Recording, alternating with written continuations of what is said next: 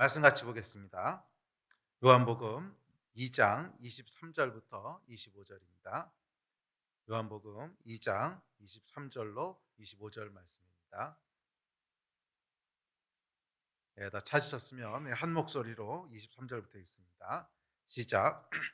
6월절에 예수께서 예루살렘에 계시니 많은 사람이 그의 행하시는 표적을 보고 그의 이름을 믿었으나 예수는 그의 몸을 그들에게 의탁하지 아니하셨으니 이는 친히 모든 사람을 아시며 또 사람에 대하여 누구의 증언도 받으실 필요가 없었으니 이는 그가 친히 사람의 속에 있는 것을 아셨음이니라. 아멘. 요한복음 2장 마지막 구절들 살펴보려고 합니다. 오늘 본문 말씀에서는 예수 그리스도께서 이 인문학적인 접근에 대해서 일침을 가하시는 것을 보게 됩니다. 오늘은 조금 좀 복잡한 얘기들을 좀 해보려고 합니다. 인문학, 철학 뭐 이런 이야기를 하려고 하는데 뭐 저도 이 설교를 준비하면서 그 많이 망설였습니다. 굳이 뭐 이런 것까지 할 필요가 있을까? 굳이 뭐 이렇게 복잡하게 생각할 필요 없을 그냥 믿으면 되는데 그죠?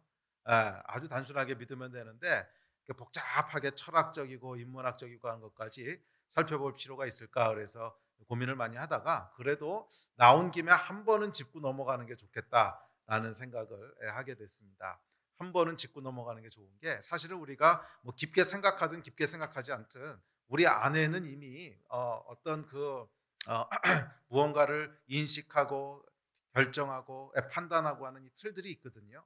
그런데 보통은 생활하면서 뭐 그 틀을 잘게 인식하지는 않습니다. 모르고 그냥 지나가죠. 그런데 그것을 한 번은 좀 짚고 넘어갈 필요가 있겠다는 생각을 했습니다. 그런 기본적인 우리의 인식의 틀들이 성경적으로 자리 잡고 있지 않을 때 사실은 그것이 우리 믿음을 굉장히 약하게 만듭니다. 이 믿음의 뿌리가 없는 거예요.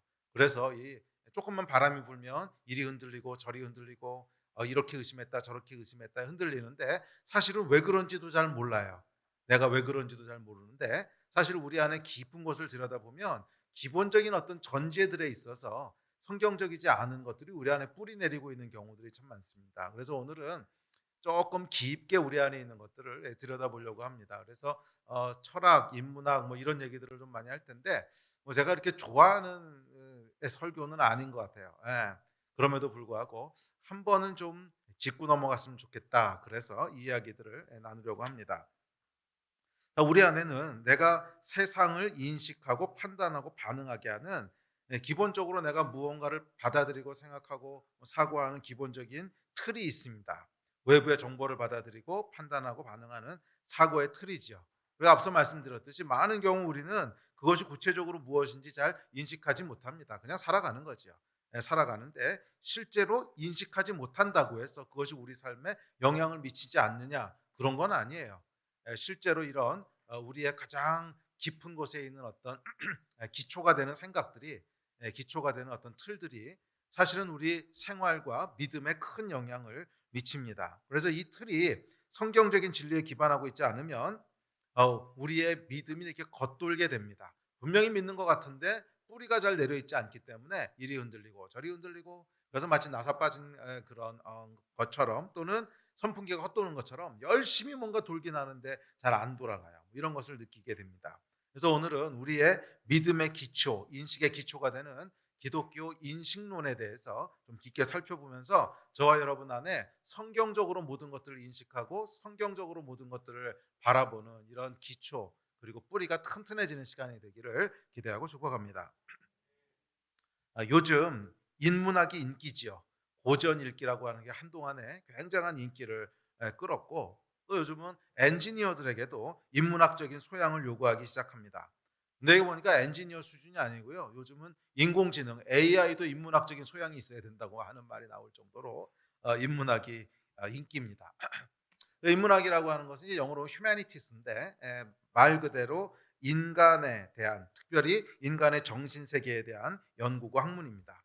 자, 인간은 어떤 존재인가? 또 인간은 주위에 있는 다른 대상들을 어떻게 인식하고 다른 주위에 있는 것들과 어떻게 상호작용하는가 하는 것을 연구하는 학문입니다. 그래서 특별히 인식의 주체가 되는 인간, 그렇죠? 뭔가를 인식하는 주체가 되는 인간과 그 주체를 둘러싸고 있는 여러 객체들에 대한 것을 연구하는 그런 학문이죠. 그래서 뭐 언어라든지 철학이라든지 역사라든지 문화라든지 예술이라든지 이런 것들을 포괄하는 학문을 이제 보통으로 휴머니티스, 그러니까 인문학이라고 그렇게 부릅니다. 그런데 이 인문학에서 가장 싫어하는 금기어가 있습니다. 가장 싫어하는 단어가 있는데 그 단어가 뭐냐면 절대적이다 또는 객관적이다 하는 말입니다. 이거 아주 싫어합니다. 절대적, 객관적이라고 하는 말은 금기시되어 있습니다. 자, 그렇기 때문에 이런 아,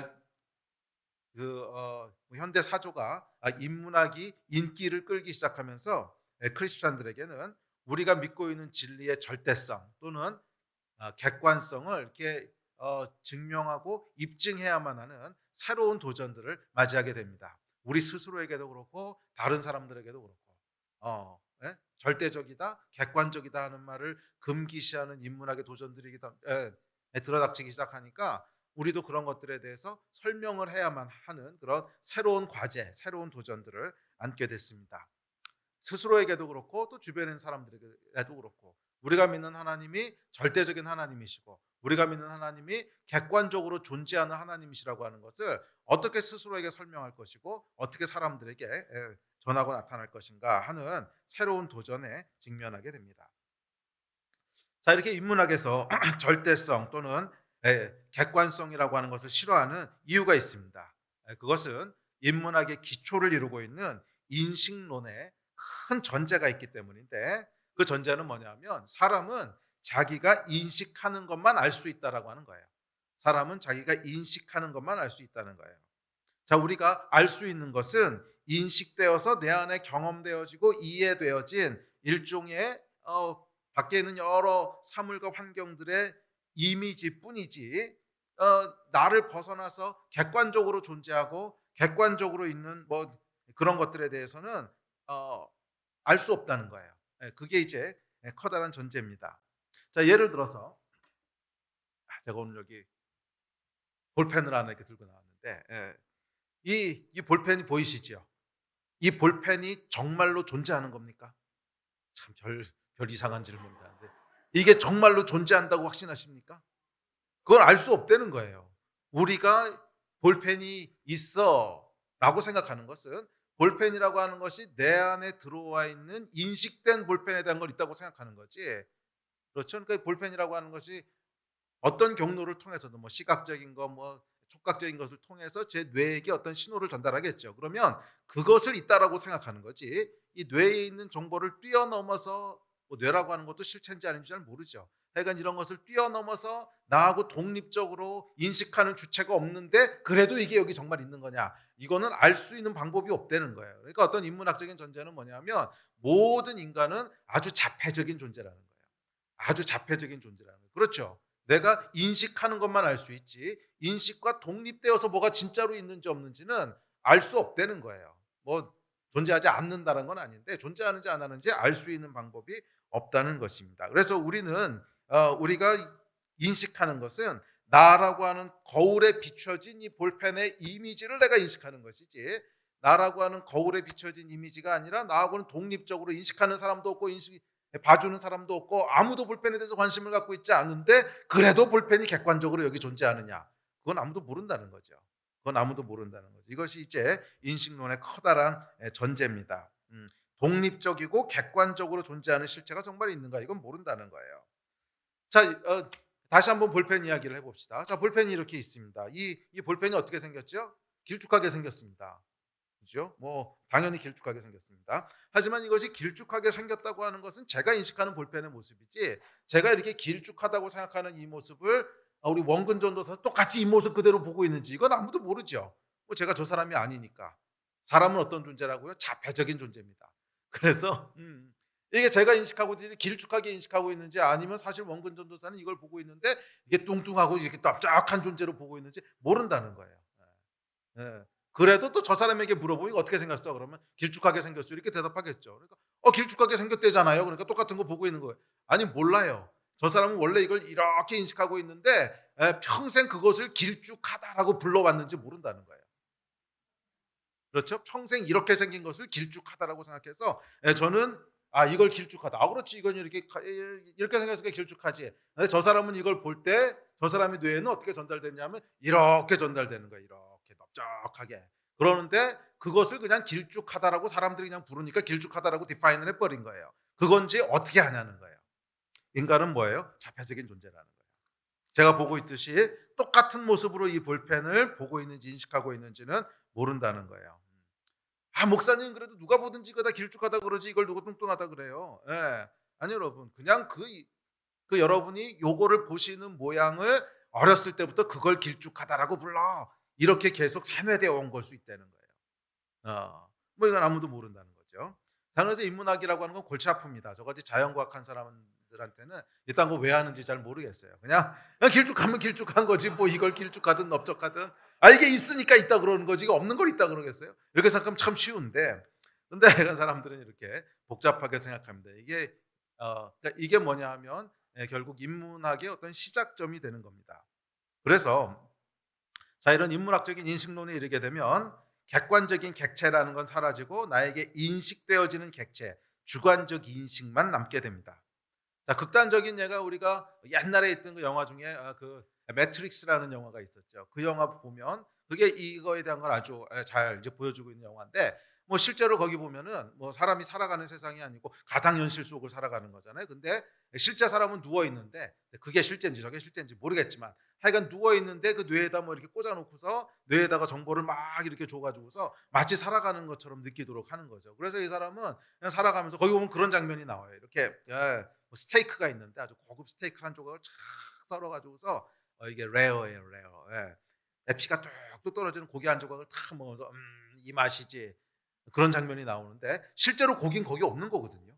실제로 고기 없는 거고 뇌에다가 지금 고기를 먹고 있다라고 하는 정보를 똑같이 이렇게 전달한 거죠. 그러니까 사람은 이게 볼펜이 그런 건지 아닌지 어떻게 아냐는 거예요.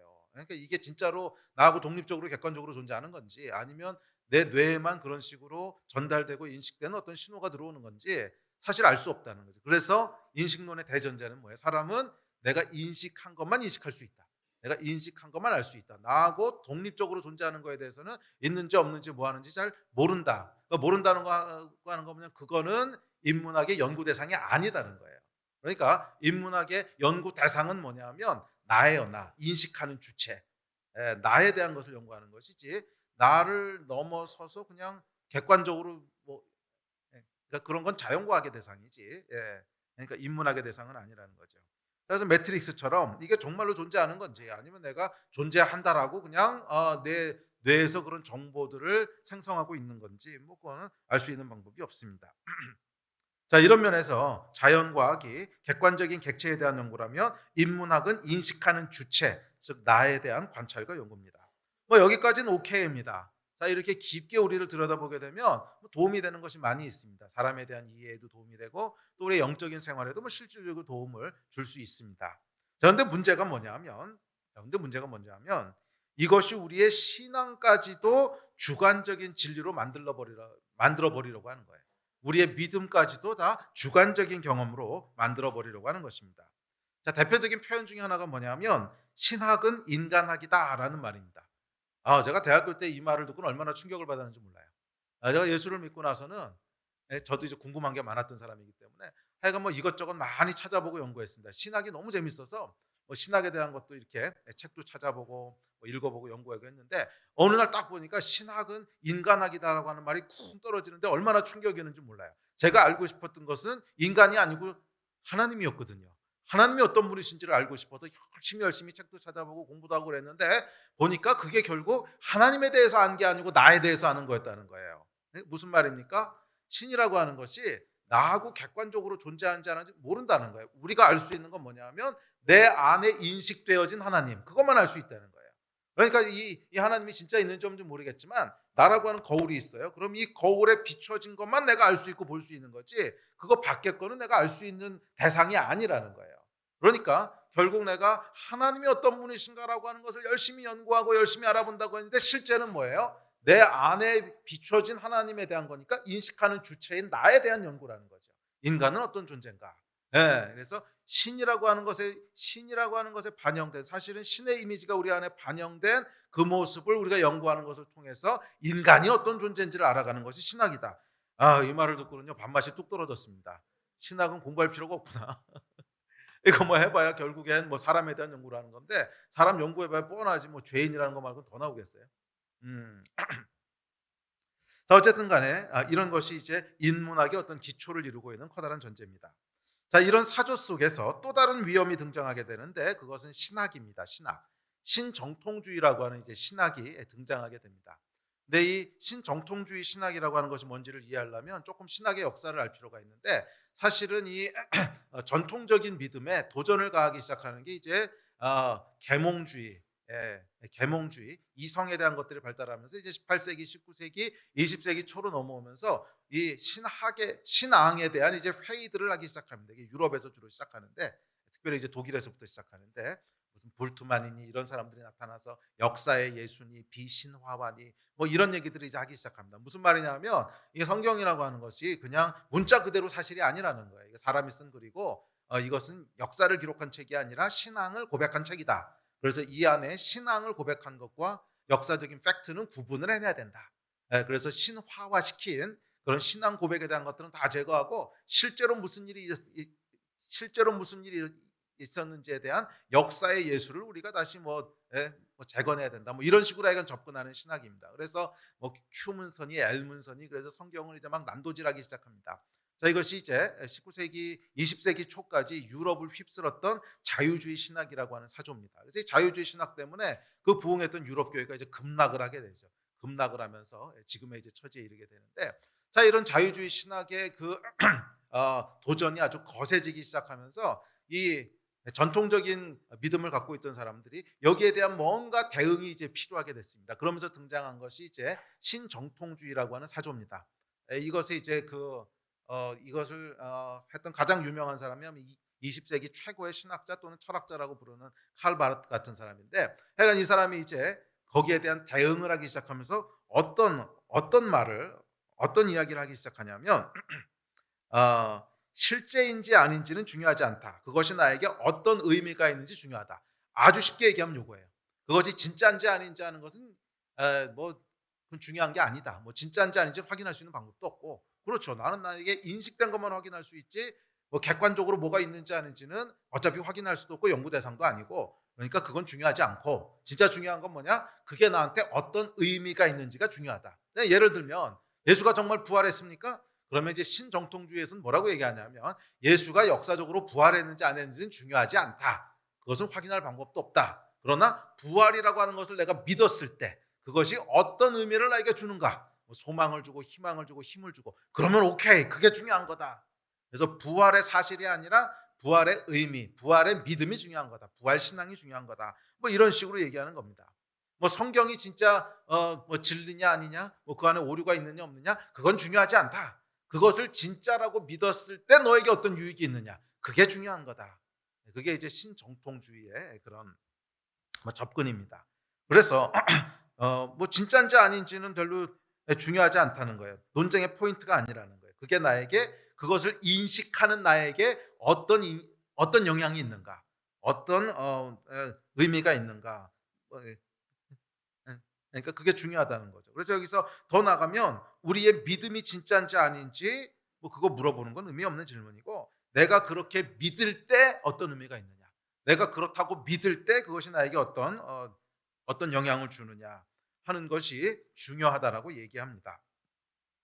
그래서 뭐 성경에 대해서도 예수에 대해서도 기적에 대해서 다 이렇게 접근합니다. 이게 어떻게 보면 인문학적인 접근이죠. 여러분, 사실은 현대 신학의 메인스트림이 이거라는 거예요. 자, 그래서 여기서는 뭐 중요한 게 의미이기 때문에 절대적이라는 표현은 금기예요. 그건 그냥 네가 그렇게 믿는 것뿐이지 그게 객관적이고 절대적이냐 뭐 이런 얘기는 하지 않습니다. 창조냐 진화냐 뭔지 중요하지 않다는 거예요. 창조를 믿었을 때 너에게 어떤 의미가 있느냐, 그게 중요하다는 거예요. 근데 이 이야기는 여러분 잘 듣고 있으면은 좋은 점이 있어요. 좋은 점은 뭐냐면, 이런 자유주의 신학의 공격을 잘 받아 넘길 수 있습니다. 뭐 이게 진짜냐 사실이냐 가짜냐 역사냐, It doesn't matter. 중요하지 않아. 그것이 그렇게 믿으면 어떤 의미가 있느냐가 중요해.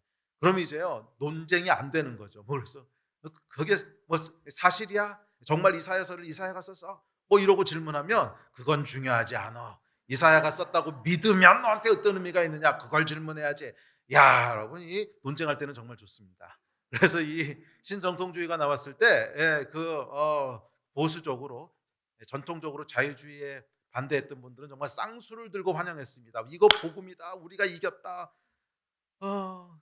그래 맞아요. 이걸 하다 보면 현대인들의 많은 질문과 도전에 대해서 적절한 답을 줄 수 있는 것처럼 보입니다. 그런데 문제는 뭐냐면 이 자유주의 신학이라고 하는 게 이제 무너지고 어느 정도 지나가고 나니까 이 신정통주의라고 하는 우리의 가장 앞장서서 복음을 변호했던 것 같은 이것이 또 다른 위험을 초래하고 있더라는 거예요. 또 다른 위험을 초래하는데 그건 뭐냐면 우리의 믿음이요 뿌리가 없어졌어요. 그냥 부표하듯이 막 떠다니는 거예요. 그렇죠, 여러분. 진짜인지 아닌지 사실은 중요하지 않아. 그렇게 믿으면 너에게 무슨 의미가 있어? 그럼 여러분 사람이요 그 믿음이라고 하는 것이 정말 믿음으로 작동할 수 있을까? 응? 계속 회의하지 않겠습니까?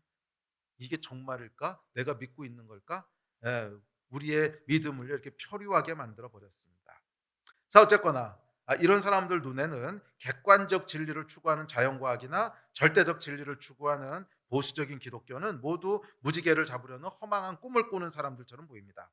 어차피 인식된 것 외에는 인지할 수 없는 자폐적인 존재가 내 인식을 뛰어넘어서 독립적으로 뭐가 존재한다고 하는 걸 논하는 것 자체가 말이 안 되는 교만이고 월권행위라는 것입니다. 그러니까 앞서 얘기했듯이 우리가 그 영화 이제 그 매트릭스라고 하는 영화 속에서 정말로 그 실제가 존재해서 살아가는 건지 아니면 실제로 존재하는 건 아무것도 없는데 그렇게 인식만 되는 건지 아무도 모른다는 거예요. 이게 정말 길쭉한 볼펜인지 아니면 길쭉하다고 내가 그렇게 믿고 있는 건지 그렇게 인식된 것을 그렇게 부르는 건지 모른다는 거죠. 이거 하얀색이라고 부르는데 사실은 원근 전도사는 이걸 빨간색으로 보고 있을 수도 있어요. 내 기준에 의하면. 그것도 무슨 말인지 모르겠는데 하여간 그런데 원근 전도사는 태어날 때부터 그 빨간색을 하얀색이라고 불러왔기 때문에 예 하얀색입니다 이렇게 대답하는 거죠. 아무도 모른다는 거예요. 어차피 인간은 자폐적이에요. 내가 인식하는 것 외에는 알 수도 없고 인식할 수도 없고 논할 수도 없어요. 자 이것이 이제 세상적인 어떤 인식론 그리고 인문학의 전제고 기초입니다. 자 말이 길어졌는데요. 그렇다면 성경적인 인문학은 뭘까? 성경적인 인식론은 뭘까? 이 이야기를 오늘 이제 해보려고 합니다. 자, 그 기초가 되는 것이 오늘 본문입니다. 자, 오늘 본문 다시 한번 읽어보실까요? 시작. 6월절에 예수께서 예루살렘에 계시니 많은 사람이 그의 행하시는 표적을 보고 그의 이름을 믿었으나 예수는 그의 몸을 그들에게 의탁하지 아니하셨으니 이는 친히 모든 사람을 아시며 또 사람에 대하여 누구의 증언도 받으실 필요가 없었으니 이는 그가 친히 사람의 속에 있는 것을 아셨음이니라. 아멘. 성경이 뭐라 그러냐면 예수께서는 누구의 증언도 필요치 않으신 분이래요. 그러니까 예수님은요, 내가 예수님을 인식하기 때문에 존재하는 분이 아니라 아무도 인식하는 사람도 없고 아무도 보는 사람도 없고 아무도 신경 쓰는 사람이 없어도 거기 그냥 독립적으로 존재하는 분이시라는 거예요. 네. 네, 그러니까 주변에 인식하는 주체들이 필요 없다는 거예요. 하나님은 그냥 스스로 계신 분이라는 거예요. 그것이 구약의 선포 아닙니까? 그러니까 하나님은 누군가 그 하나님을 인식하는 존재가 있기 때문에 존재하시는 분이 아니라 아무도 인식하는 사람도 없고 아무도 인정하는 사람도 없고 아무도 증언하는 사람이 없어도 그냥 그 스스로 계신 분이라는 거예요. 이게 성경이 선포하는 하나님이세요. 예수님도 마찬가지예요. 누구의 증언도 받으실 필요가 없다는 거예요. 누가 이렇게 증언하고 인식했기 때문에 예수님이 계시는 게 아니라 그냥 거기 계신 거예요. 원래부터. 태초부터 원래부터 거기 계신 분이라고 하는 것이 성경의 선포입니다. 태초부터 거기 계신 분. 이분이 성경이 소개하는 예수님이시고 스스로 계신 분. 이분이 성경이 얘기하는 하나님이십니다. 예수님은 누구도 의탁하지 않으셨어요. 필요가 없었어요. 누군가 인식해서 그 안에 투사되어야만 의미를 가지시는 분이 아니라 인식하는 주체와 관계없이 객관적이고 독립적으로 거기 스스로 존재하는 분이시라는 거예요. 이것이 성경이 얘기하는 예수님이시고 하나님이십니다. 예, 스스로 계신 분. 스스로 계신 분. 예. 저는 이것이 기독교적인 인식론의 시작점이라고 믿습니다. 스스로 계신 분. 자, 성경이 이야기하는 기독교적인 인식론의 핵심은 이겁니다. 하나님이, 스스로 계신 하나님이 인식하는 자와 인식되는 객체를 모두 창조하셨다는 거예요. 자, 무슨 말이냐면 이런 말입니다. 자, 하나님이 사람도 창조하시고 세상도 창조하셨다는 거예요. 나도 창조하시고 이 볼펜도 창조하셨다는 거예요. 그럼 하나님께서 장난을 치지는 않으셨을 거라는 거예요. 자, 무슨 말이냐면 이게 정말 여기 있으니까 이렇다고 인식하게 만드셨다는 거예요. 예? 존재하지도 않는 것을 그냥 착각하듯이 우리 인식되는 것은 전혀 다르고 왜곡되게 그렇게 만드시지 않으셨다는 거예요. 예. 예. 그 진짜 꽃이네요. 예. 저기 진짜 꽃이 있습니다. 그러면 꽃이 여기 있으니까 있다고 인식하게 만드셨지. 사실은 꽃이 아니고 이게 고양이 한 마리가 있는데 내가 인식할 때는 꽃으로 인식해가지고 꽃이라고 부르도록 만드는 이런 비비 꼬인 베베 꼬인 하나님이 아니시라는 거예요. 이것이 기독교 인식론의 시작점입니다. 그러니까 하나님이 인식하는 주체와 인식되는 객체를 모두 창조하시고 조화롭게 매치되도록 만드셨다는 거예요. 조화롭게 매치되도록 만드셨다는 거예요. 그래서 우리 모두를 하나님이 조화롭게 만드셨기 때문에 제가 보고 있는 꽃의 모습과 원근 전도사님이 보고 있는 꽃의 모습이 같을 거라는 거예요. 그것이 성경적 인식론의 시작입니다. 제가 보고 있는 이 볼펜과 여러분이 보고 있는 볼펜이 같을 거라는 거예요. 같을 것이고 이것이 인식하는 사람이 있든지 없든지 간에 하여간 여기 객관적으로 존재하도록 만드셨다는 거예요. 그것이 성경의 선포고 시작입니다. 그러니까 하나님께서 인식하는 자, 나와 인식되는 세상을 모두 창조하셨고 그것이 조화롭게 매치되도록 창조하셨다고 하는 것이 기독교적인 인식론의 시작입니다. 그런데 이 사실을 인정하지 않으면 이제 그냥 세상에서 얘기하는 인문학자들처럼 이제 떠돌게 되는 거예요. 이게 존재하는지 존재하지 않는지 볼펜인지 까만색인지 하얀색인지 아무도 모른다. 뭐 이렇게 되는 거죠. 그래서 이렇게 되면 결국 불가지론과 회의론에 이를 수밖에 없습니다. 이것을 끝까지 밀고 나가면요 사람이 그냥 미치고 끝납니다. 이게 정상적으로 사고할 수가 없어요. 이걸 그냥 끝까지 그렇게 밀고 나가면 이게 아무데도 닻을 내리고 있지 않기 때문에 정말 부류하는 거예요. 그냥 둥둥둥 떠다니는 거예요. 아무리 사고해도 결론에 이르지 못합니다. 정말 존재하는지 존재하지 않는지 까만색인지 하얀색인지 빨간색인지 꽃인지 고양인지 백날 생각해 보십시오. 결론이 나오나. 대를 이어서 연구해 보십시오. 결론이 나오나. 결론이 안 나와요. 인간은 자폐적인 존재이기 때문에 그거 아무리 생각해봐야 결론이 안 나올 수밖에 없게 돼 있습니다. 그래서 기독교적인 진리의 시작은 뭐냐면 하나를 믿으면서 시작하는 거예요. 하나님께서 인식하는 주체와 인식되는 세상을 조화롭게 창조하셨다 하는 것을 믿는 것에서 시작하는 겁니다. 그것이 우리의 시작점이 되어야 되는 줄 믿습니다. 그러니까 이게 흔들리게 되면요 그 다음에 아까 얘기했던 모든 믿음과 신앙생활까지 같이 흔들리게 됩니다. 자, 기독교적인 인문학은 이 기초에서 시작됩니다. 그러니까 진짜인지 아닌지는 중요하지 않아. 내가 그렇게 믿는 것이 중요해. 이딴 소리는 집어칩시다. 네. 만약에 하나님이 진짜로 나와는 독립적으로 존재하시는 객관적이고 절대적인 실체가 아니라면 우리 믿음은 뭡니까? 부활이 진짜 역사적이고 객관적인 사실이 아니라면 우리 믿음은 뭡니까? 성경은 이렇게 얘기합니다. 우리 성경 같이 읽어볼까요? 시작. 그리스도께서 다시 살아나신 일이 없으면 너희의 믿음도 헛되고 너희가 여전히 죄 가운데 있을 것이요 또한 그리스도 안에서 잠자는 자도 망하였으리니 만일 그리스도 안에서 우리가 바라는 것이 다만 이 세상의 삶뿐이면 모든 사람 가운데 우리가 더욱 불쌍한 자니라.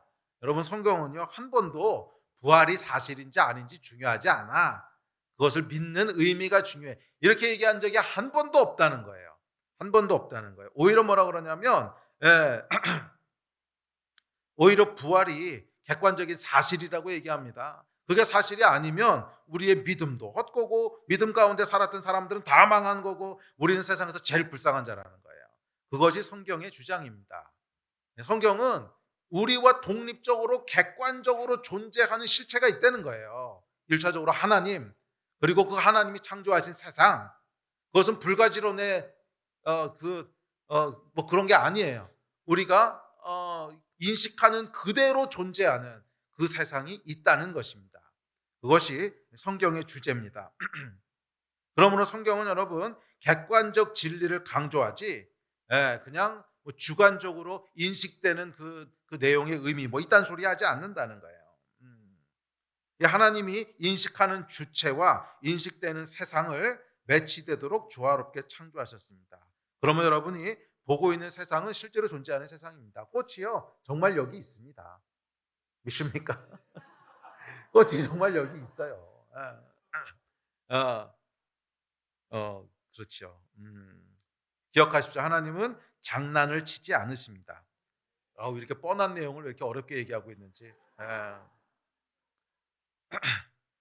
믿음의 내용이 사실인지 아닌지는 중요하지 않아 믿음이 너에게 어떤 의미를 주는지가 중요해. 이 말에 속지 마시기 바랍니다. 이 얘기하려고 오늘이 복잡한 얘기를 하는 거예요. 사실인지 아닌지는 중요하지 않아 믿음의 내용이 그 믿음이 주는 의미가 중요해.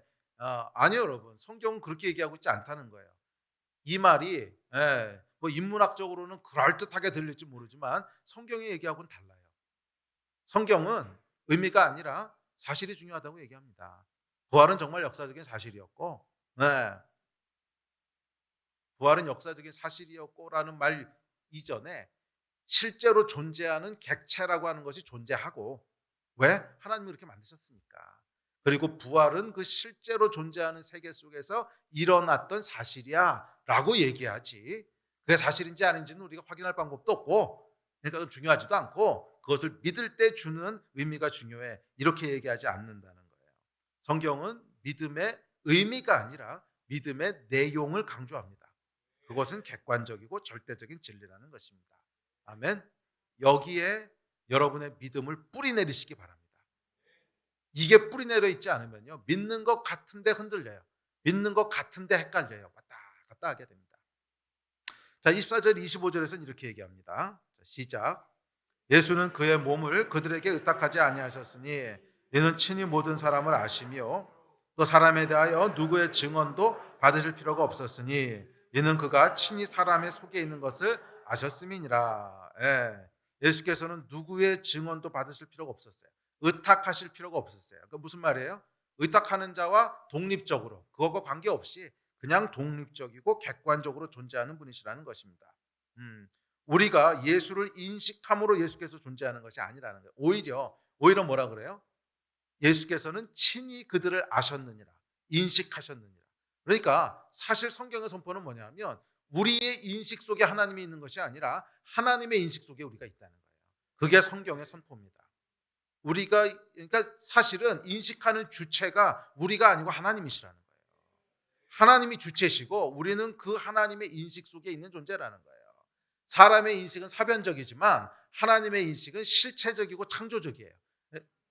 그러니까 무슨 말이냐면 사람은 뭔가를 인식해도 그냥 우리의 상상과 생각 속에서 왔다 갔다 하는 것이지만 하나님께서는 그 인식하는 것을 실체가 되도록 만드시는 창조해 주시라는 거예요. 빛이 있으라 하니까 빛이 있었고요. 사람이 있으라 하니까 사람이 있었다는 거예요. 이것이 하나님의 창조적인 인식입니다. 그러니까 사람의 사변적인 인식과 하나님의 창조적인 인식은 차이가 있다는 거예요. 그리고 존재하는 모든 것은 하나님의 창조적인 인식의 결과라는 거예요. 오늘 본문 말씀은 뭐라 그러냐면 예수께서는 누구의 증언도 필요하지 않으시고 누구에게도 의탁하지 않으시고 오히려 예수께서 모든 사람을 아셨다는 거예요. 복음이 여러분 뭐냐면 복음은요, 인식하는 자, 나를 중심으로 살아가는 데서 벗어나서 하나님 중심으로 살아가게 하는 기적이에요. 이게 복음입니다. 아멘. 우리는 끊임없이 인식하는 주체인 나를 중심으로 생각을 해요. 그래서 하나님에 대해서 인식할 때도 나에게 투영된 하나님, 내가 인식하는 하나님이라고 그렇게 오해하게 만들지만 사실 진리는 뭐예요? 우리가 하나님 안에 있는 것이고 하나님의 인식 안에 우리가 있는 것이지 우리가 인식하기 때문에 하나님이 존재하시는 게 아니라는 거예요. 아멘이십니까? 네. 그래서 하나님께서 우리를 인식하셨기 때문에 우리가 숨쉬고 존재하는 것입니다. 속지 마십시오. 진리는요, 객관적인 실체입니다. 하나님은 우리와 독립적이고 어떻게 말해야 될까? 우리의 인식을 뛰어넘어서 그냥 거기 계신 분이세요. 태초부터 거기 계셨고 볼펜이 마치 여기 있는 것처럼 하나님은 원래부터 계신 분이시고 내가 있든지 없든지 내가 존재하든지 존재하지 않든지 하나님은 원래부터 거기 계신 분이라는 거예요. 이것이 모든 존재하는 것의 시작점이라는 거예요. 모든 존재하는 것의 시작점이라는 거예요. 그러므로 여러분 속지 마시기 바랍니다. 여기서 속기 시작하면 우리 믿음도 사실은 이 뿌리가 잘린 나무처럼 둥둥둥둥 여기 떠다니게 되는 것입니다. 자, 그렇다면 그 증거가 있을까요? 내가 인식한 것이 객관적인 사실이라는 증거. 어차피 인간은 자기가 인식한 것 외에는 알 수 없는 자폐적인 존재인데 나를 벗어나서 객관적으로 존재하는 절대적인 진리가 있다고 하는 것을 어떻게 압니까? 자, 여기에 대해서 23절 오늘 본문은 이렇게 얘기합니다. 같이 읽어볼까요? 시작. 6월절에 예수께서 예루살렘에 계시니 많은 사람이 그의 행하시는 표적을 보고 그의 이름을 믿었으나. 자, 증거를 주셨는데 뭘로 주셨냐면 표적과 능력으로 증거를 주셨다는 거예요. 자, 여러분 사변적인 신앙과 실체적인 신앙을 가르는 기준이 뭔지 압니까? 그건 결국 체험이에요. 결국 체험이에요. 지독하게 사변적인 인문학자도요 성령 받고 나면 하나님 진짜라 그래요. 모든 것을 다 상대적으로 회의하던 사람도요 아주 지독한 인문학자도 성령 받고 나면 하나님이 살아계셔 이렇게 고백합니다. 신기하지요. 네, 참 신기합니다. 이 여러분 이론적으로는 이 경험도 역시 모두 주관적인 인식이거든요. 그렇게 말하면 할 말 없거든요. 성령을 체험한 것도 네가 체험한 너의 경험이지 그게 뭐 실제적으로 존재한다는 증거는 아니야. 이렇게 얘기하면 사실 할 말은 없습니다. 이론적으로는 맞는데 재밌는 건 뭐냐면 이 경험을 했던 사람은 지독하게 회의적인 인문학자도 볼펜이 정말 존재하는 것일까? 나는 정말 존재하나? 이 손은 정말 5개일까? 이 색깔은 이럴까? 모든 것을 회의했던 사람도 성령 받고 나면 이건 진짜야 그러고 얘기한다는 거예요. 참 신기하죠. 참 신기해요. 예. 사실 모든 경험은 다 주관적인 경험일 수밖에 없어요. 그렇죠. 뭐 그냥 어쨌거나 내가 경험한 거니까 이론적으로는 그렇습니다. 그런데 성령께서 우리 안에 역사하실 때 이 성령을 경험하는 것은 다른 경험과 아주 근본적인 차이가 있어요. 다른 모든 경험은요. 어떤 경험을 하든지 먹든지 싸든지 입든지 사람을 만나든지 다른 모든 경험은 그 경험이 우리의 사유와 회의를 끝내지 못해요. 여전히 질문하게 됩니다. 이게 진짜로 존재하는 걸까? 이게 정말 사실일까? 그렇죠. 인간은 자폐적인 존재니까 그냥 내가 인식된 거 아닐까? 그 영화 매트릭스 다시 한번 생각해 보세요. 혹시 안 보신 분 있다면 뭐 굳이 안 봐도 됩니다. 그냥 그거 한번 생각해 보세요. 이게 정말로 이 스테이크가 존재하는 걸까? 정말 보이는 이 세상이 진짜일까? 아무리 물어봐봐야 거기서 아무리 많은 경험을 하고 뭐 아무리 많은 곳을 다니고 먹어보고 별짓을 다 해도 그것이 진짜인지 아닌지를 구분할 수 있는 방법은 없어요. 우리의 회의를 끝나지 못합니다. 그런데 아무리 지독한 이런 회의론자도 아무리 지독한 인문학자도 성령 받고 나면 바뀌어요. 다 바뀌어요. 다 뭐라 그러냐면 하나님 살아계십니다 이렇게 얘기해요. 하나님 살아계신 걸 어떻게 알아? 굳이 인문학적으로 끝까지 밀고 가면 그건 살아계시다고 믿는 거고 그냥 내가 경험한 주관적인 경험이지 진짜로 객관적으로 살아있는지 어떤지 어떻게 아냐는 거예요. 그런데 신기하게도 성령을 받으면 다 그렇게 얘기해요. 하나님은 살아계십니다. 이게 성령님의 독특한 역사예요. 성령을 경험하는 것만의 독특한 능력이에요. 성령 체험 역시 주관적인 경험 아닙니까? 라고 물을 수 있을 겁니다. 그런데 맞아요. 그러면 다른 건 주관적인 경험 아닙니까? 결국 사람은 여러분 뭔가는 진짜야 라고 하는 믿음이 있어요. 그게 하나도 없으면 사람이 미쳐요. 정상적으로 살 수가 없어요. 장자가 그랬잖아요. 나비가 장자 꿈을 꾸는 건지 장자가 나비 꿈을 꾸는 건지 이게 반쯤 미친 거죠. 이거를 끝까지 그렇게 생각하면요. 불가지론 회의론자에 이르게 되는데 정상적으로 살아갈 수가 없습니다. 그래서 뭔가 하나는 붙잡아요. 뭔가는 진짜. 그리고 대부분의 사람들은 뭐를 붙잡는지 아십니까? 그냥 먹고 싸고 사는 거를 진짜라고 생각을 해요. 그건 진짜라고 생각하면서 그 진짜라고 생각하는 경험을 기초로 하나님은 진짜일까라고 하는 걸 물어보는 거죠. 네? 그러니까 모든 게 다 상대적인 게 아니에요. 모든 걸 상대적으로 생각한다라고 생각을 하지만 실제적으로 우리 안에 뭔가는 상대적이 아니고 절대적인 진리가 있다고 믿는 거예요. 그래서 데카르트가 이거 정말 미치기 직전까지 생각했다가 그랬잖아요. 붙잡은 게 뭐예요? 나는 생각한다. 그러므로 나는 존재한다. 그러니까 모든 걸 다 의심해 본 거예요. 이게 진짜일까? 이게 정말 존재하는 걸까? 아니면 내가 그냥 인식한 내 안에서 돌아가는 이거 모든 거 의심하다가 미치기 직전에 하나를 드디어 발견합니다. 그렇지. 내가 생각하고 있다는 이거는 진짜지. 내가 생각하고 있다는 이거는 진짜지. 그래서 생각한다. 그러므로 나는 진짜다. 생각하는 것은 진짜다. 그게 이제 데카르트의 결론이었죠. 뭔가 하나는 붙잡는 거예요, 이런 식으로. 그리고 대부분의 사람들은 이렇게 미치기 직전까지 고민하지 않습니다. 그렇죠. 여러분 뭐 고민들 많이 안 하시잖아요. 예. 오늘 제가 얘기하니까 쓸데없는 고민이 시작되는 거지. 뭐 별로 이거 고민 많이 안 하시죠. 그러니까 아주 생각하기 좋아하는 사람들 말고는 이거 별로 고민 안 합니다. 그런데 이렇게 고민 안 하는 사람들의 붙잡는 그 시작점은 뭔지 아십니까? 그냥 먹고 싸고 사는 거예요. 그거를 진짜라고 생각하는 거예요. 그런데 사실은 엄밀하게 생각해 보면 먹고 사는 게 진짜라고 하는 건 어떻게 알아요? 그러니까 사람들이 참 이상해요. 하나님이 진짜라는 걸 어떻게 압니까? 이렇게 물어보면서 그럼 네가 먹고 사는 게 진짜라는 걸 어떻게 아냐? 이건 생각을 안 해요. 예수가 부활하신 게 진짜라는 걸 어떻게 합니까? 그러면 당신이 먹고 사는 게 진짜라는 건 어떻게 합니까? 그거 별로 생각을 안 해. 사실은 엄밀하게 얘기하면 두 개 다 그냥 내 안에서 일어나는 상대적인 어떤 생각일 뿐이거든요. 그런데 뭔가 하나는 진짜라고 생각을 해 픽스를 해요. 여러분 수학에 보면 뭐가 있냐면 뭐 지도를 수학에서는 그걸 코디네이트 시스템이라고 부르는데 지도를 만들 때 여러분 지도를 만들 때 원점을 하나를 픽스해야 됩니다. 그래야 위치를 파악할 수 있어요.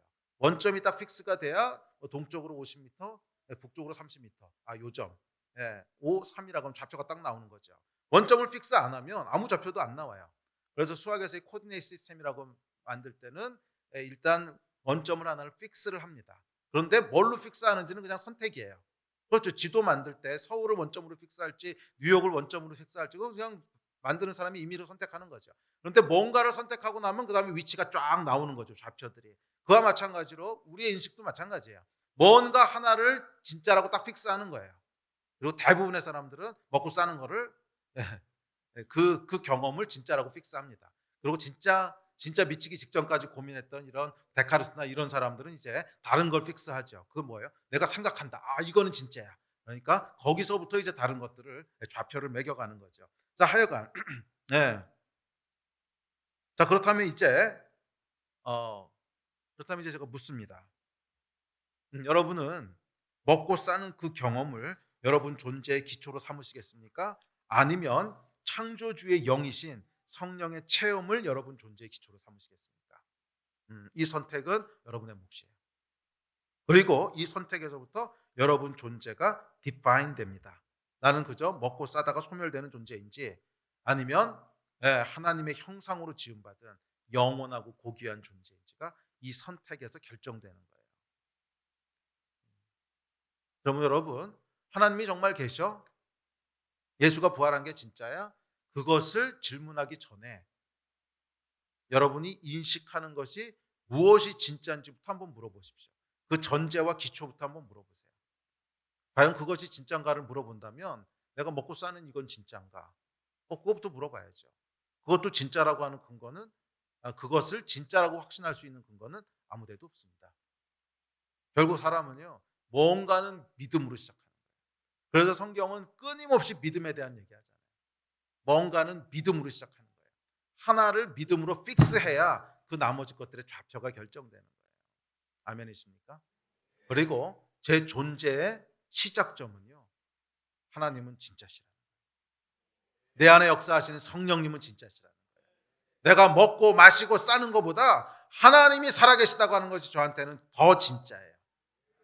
이것이 제 믿음입니다. 여러분의 믿음은 뭡니까? 먹고 싸고 살아가는 것이 하나님이 실존하신다는 것보다 더 진짜입니까? 더 근본적인 믿음입니까? 아니면 하나님이 진짜시고 내 안에 역사하시는 성령님이 사실이라고 하는 것이 내가 먹고 싸고 살아가는 것보다 더 근본적인 진짜입니까? 이것이 우리 믿음의 시작점이라는 거예요. 저는 여러분에게도 성령님, 하나님, 예수 그리스도 그분이 내가 먹고 싸고 살아가는 것 그 현실, 경험되어지는 현실보다도 더 진짜가 되시기를 주의 이름으로 축원합니다. 그게 뭐예요? 성령께서 행하시는 일이라는 거예요. 이 믿음은 성령께서 우리 안에 역사하시기 전에는 절대로 주어지지 않는 믿음입니다. 제가 대학교 들어가서는 엄청나게 생각도 많이 하고 고민도 많이 하고 회의도 많이 했습니다. 인생이라는 게 뭔가, 살아있다고 하는 게 뭔가, 하나님은 누구신가, 하여간 엄청나게 고민을 많이 했고, 그것이 정말 하나님이시라고 하는 걸 내가 어떻게 아는가, 그 하나님이 실존하는 분이시라고 하는 걸 어떻게 아는가, 엄청 고민을 많이 했어요. 그런데 이 모든 고민을 한 방에 종식시킨 게 있었습니다. 뭔지 아십니까? 성령 받은 거예요. 한 방에 종식시켰어요. 성령이 내 안에 딱 임하시는 순간, 이게 진짜구나, 하나님이 살아계시구나, 하나님이 정말이시구나, 모든 회의와 모든 사유들이 한 방에 끝났습니다. 이게 우리의 시작점인 줄 믿습니다. 그래서 여러분, 아무리 고민하고 아무리 사유해서 봐야 하나님이 진짜 계신가, 부활이 정말 사실인가, 아무리 고민하고 사변해도 답 없습니다. 어차피 우리의 사유는요, 자폐적이에요. 내 안에 자폐되어 있기 때문에, 고립된 자폐적인 존재이기 때문에 아무리 고민해봐야 그 고민을 진짜 심각하게 하시면 미치는 거고, 아니면 대충 사는 겁니다. 그냥 결국 그렇게 살아가는 거지, 이거에 해답은 없습니다. 이 해답은 언제 주어지냐면 외부에서부터 진리가 임해야 돼요. 그래서 기독교는 뭐라 그러냐면 계시의 종교라고 부르는 겁니다. 내 안에서 아무리 사유하고 사변해봐야 해답 안 나온다는 거예요. 이 볼펜이 진짜 볼펜인지도 모르겠는데 하나님이 정말 계신 걸 어떻게 알겠어요? 이 볼펜이 길쭉하고 흰색이라고 하는 것도 확신할 수 없는데 하나님이 진짜 계시다고 하는 것을 무슨 수로 알겠어요? 내 안에서 아무리 회의하고 사유하고 해봐야 탈출구는 없습니다. 인간은 불행하게도 자폐적인 존재예요. 그래서 그 고립되고 자폐된 존재 안에 외부에서부터 진리가 임할 때, 계시가 임할 때, 그것이 우리의 시작점이 되는 겁니다. 계시의 진리, 밖에서부터 임하는 빛. 그래서 요한복음은 빛에 대한 거로 시작하잖아요. 빛이 우리에게 임한다는 거예요. 그래서 무엇이 진짜고 무엇이 사실인지를 계시해 준다는 거예요. 그분이 우리 성령님이십니다. 성령께서 저와 여러분의 삶 가운데 임할 때 우리는 비로소 무엇이 진짜고 무엇이 진리인지를 알 수 있고 믿게 되는 큰 선물을 받게 되는 줄 믿습니다. 우리 예배팀 앞으로 나오십시오. 예수만이 모퉁이 돌이 되십니다. 그러니까 모퉁이 돌은 뭐냐면 기초석이거든요. 집을 지을 때 가장 기초가 되는 돌인데 예수가 우리의 모퉁이 돌이세요. 그래서 이 기초석을 제거해 버리고 나면 모든 것이 허물어집니다. 이 기초석을 제거해 버리고 나면 우리는 발붙일 것 없는 광활한 사변 속을 떠도는 불쌍한 파편이 돼 버립니다. 그렇게 불쌍한 인생들 되지 마시고 성령 안에서 하나님이 살아계시고 진짜시고 존재하시는 분이시라고 하는 것을 알게 되고 인식하게 되는 그 축복을 누리시게 되기를 주의 이름으로 축원합니다. 성경은 얘기합니다. 하나님은 스스로 계신 분이십니다. 저와 여러분이 인정하든 인정하지 않든 상관없어요. 원래부터 거기 계신 분이세요. 원래부터 거기 계신 분이세요. 그분이 진짜이십니다.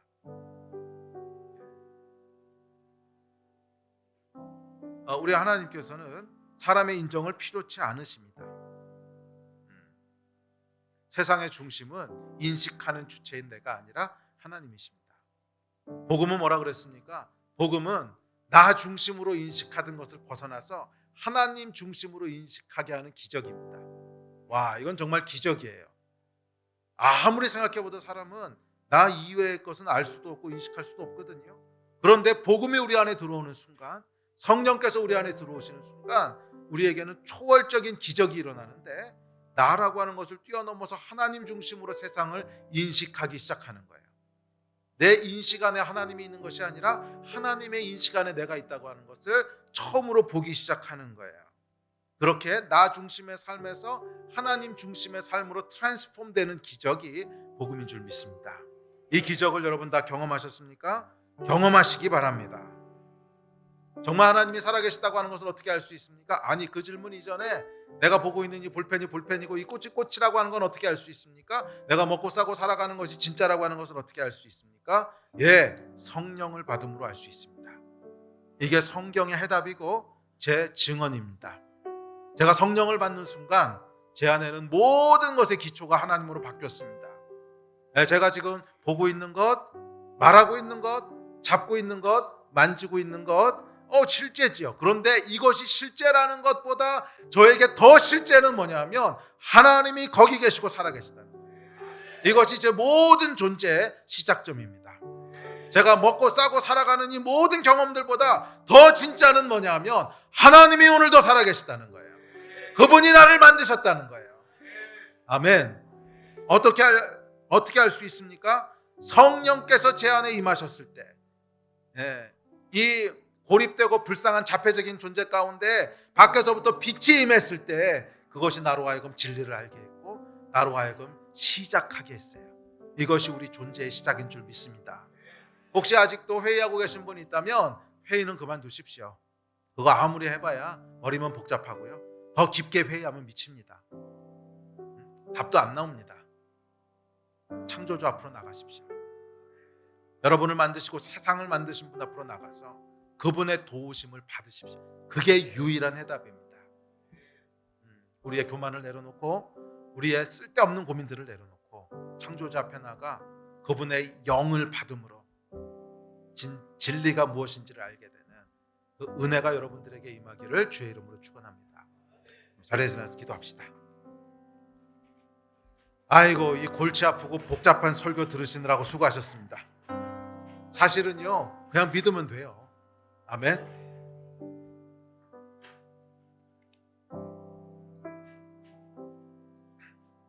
그렇지만 우리 안에 이 모든 사고와 의심의 기초가 무엇인지는 한 번쯤 돌아봅시다.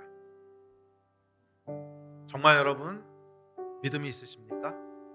내가 존재하는 것보다, 내가 먹고 싸고 하는 이 경험보다 하나님이 더 진짜시라고 하는 그 인식이 있으십니까? 이 인식은 여러분 성령 받기 전에는 안 생겨요. 성령을 받아서 그 체험이 있을 때 내가 먹고 마시고 싸는 이 체험보다 성령을 받은 체험이 더 진짜라고 하는 것을 경험하고 인식하기 전에는 안 생겨요. 그러면 여러분 창조주 앞에 나아가 성령을 받으신 여러분 되시기를 축복합니다.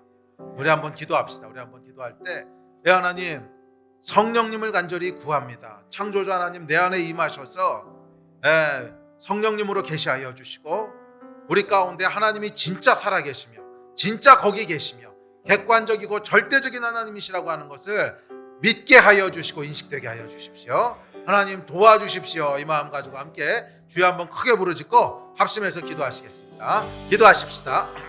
주여.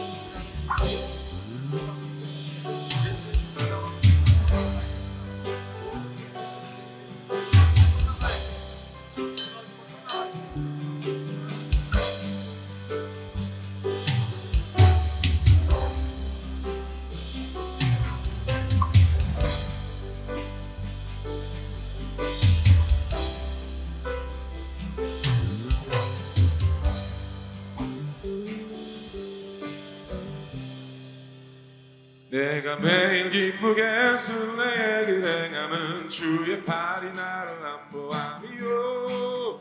내가 주의 큰 복을 받는 참된 비결은 주의 영이 함께함이라. 성령이 계시네 할렐루야 함께하시네. 좋은 길을 걸으며 밤낮 기뻐하는 것 주의 영이 함께함이라. 전에 죄에 빠져서 평안함이 없을 때 예수 십자가의 공로임이고 그 발 아래 엎드려 참된 평화 얻음은 주의 영이 함께함이라. 성령이 계시네 할렐루야 함께하시네. 좋은 길을 걸으며 밤낮 기뻐하는 것 주의 영이 함께함이라.